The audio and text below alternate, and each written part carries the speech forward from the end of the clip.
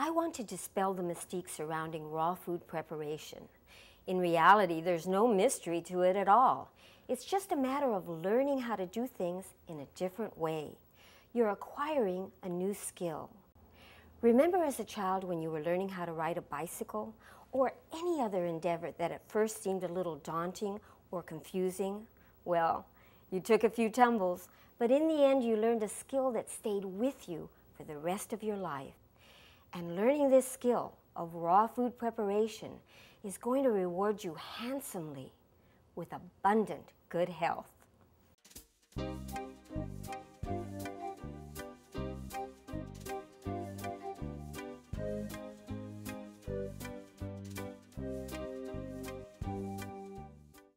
When I got the idea to make a nut yogurt, I didn't even know if it was possible. I called some companies that make yogurt culture and also some that make kefir culture, and I posed the question to them: if I make a nut milk, can I ferment it into a yogurt using your culture? And they said to me, we don't see why not. So I started experimenting. And I found out that you don't even need a yogurt culture to make a yogurt because the yeasts and bacteria are already in the air. But if you feel more comfortable using a yogurt culture, then just add it into this recipe. You can make yogurts out of all these nuts and seeds. The first step is you need to rehydrate the nuts and seeds. So soak them overnight in filtered water at room temperature.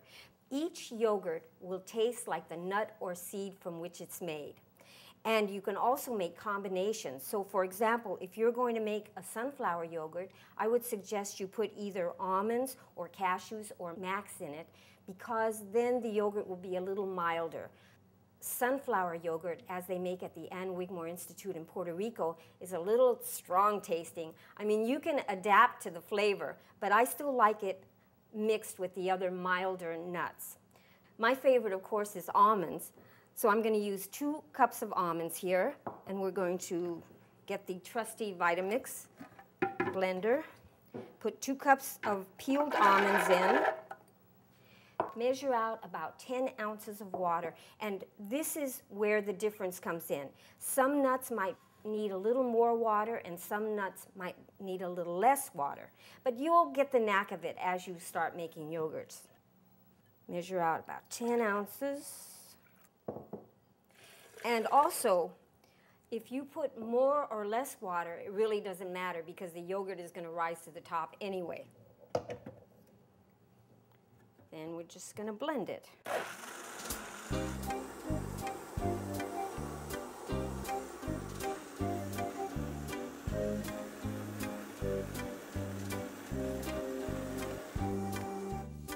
Okay.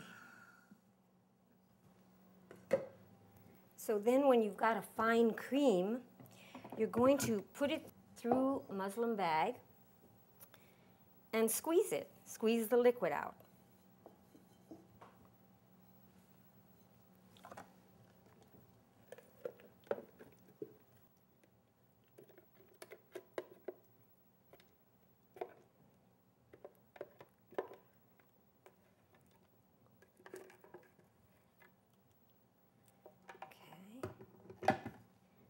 So then, I'm going to squeeze.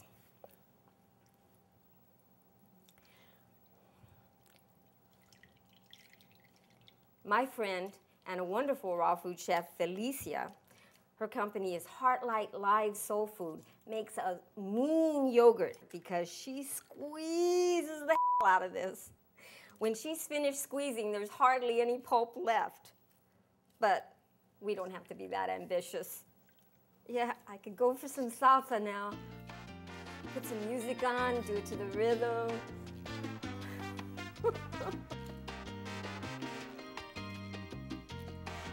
This is good exercise. Uses all your muscles, your stomach muscles, your hand muscles, your arms. Okay, that's pretty dry. Okay. The next step is to get a mason jar, pour it in,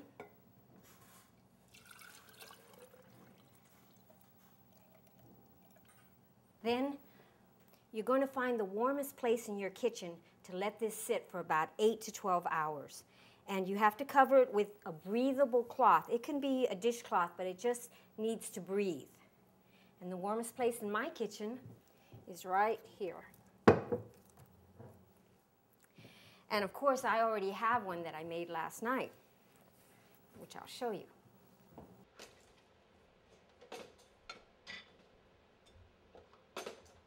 And this is the finished almond yogurt.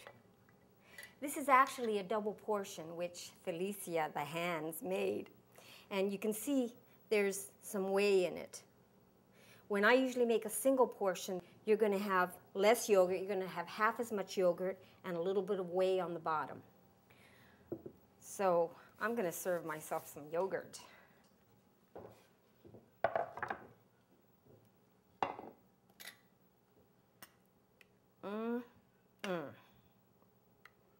It's creamy. Let's see. Put some blueberries in for antioxidants. And some figs. Figs are in season now. So always try to put in fruit that is in season. It tastes better and doesn't usually have to travel as far.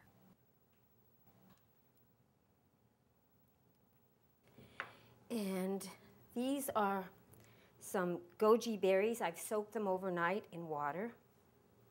This is supposed to be a superfood,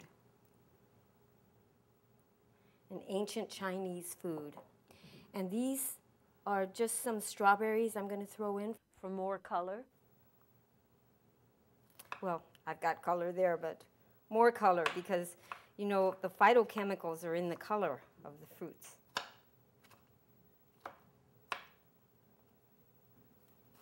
You could even use the tops for chlorophyll if you want. I'm not going to do it right now because people think it's a little weird.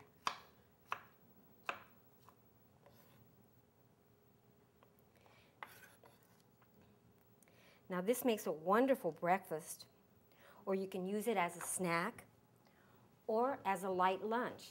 And the best part about this is that it has the friendly bacteria so necessary to good intestinal health.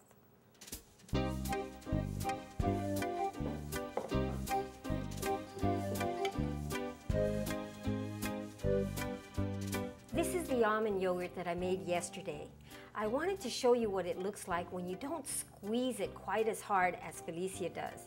There's nothing wrong with Felicia's yogurt, but this one is a little lighter, and with less pulp in it, it tastes more like the texture of dairy yogurt. See?